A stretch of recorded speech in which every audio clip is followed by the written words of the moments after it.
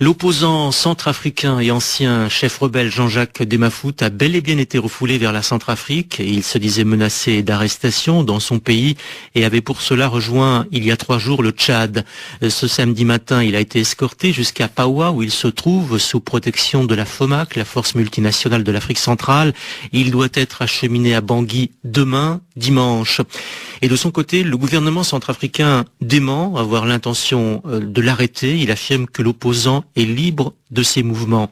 Alors comment en est-on arrivé à pareille situation? Élément de réponse, Sonia Rollet. Lundi, Jean-Jacques Demafout devait s'envoler pour Paoua pour une mission de désarmement et de réinsertion. Il était accompagné entre autres par des employés du PNUD, du Programme des Nations Unies pour le développement.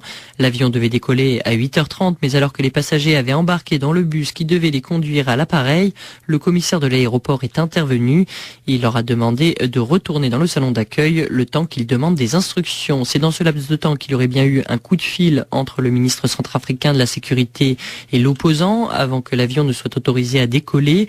Les deux s'accordent sur ce point, mais c'est sur le contenu de cet appel que les versions divergent. Jean-Jacques Demafout affirme que le ministre l'a menacé de l'arrêter et l'a accusé d'être derrière toutes les rébellions centrafricaines. José Binois déclare quant à lui avoir souhaité un bon voyage à l'opposant, lui disant tout simplement qu'il devait se voir à son retour.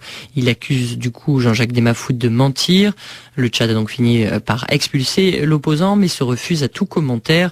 Officieusement, du côté de N'Djamena, on affirme que le président Déby n'aurait pas du tout apprécié l'attitude de Jean-Jacques Demafout, perçu comme une mise en cause des accords de paix de Libreville, accord parrainé par la CEAC, dont Idriss Déby assume la présidence tournante. C'est d'ailleurs lui qui aurait demandé à la force de la Communauté économique des États d'Afrique centrale de raccompagner l'opposant centrafricain à Bangui. Sonia Rollet, au Tchad, une vive tension aujourd'hui à Moundou, au sud du pays, après le caillassage de la mairie et du domicile du maire élu, caillassage par des personnes originaires du nord du pays. À l'origine de ces violences, l'interpellation d'un conducteur de taxi brousse par la police municipale.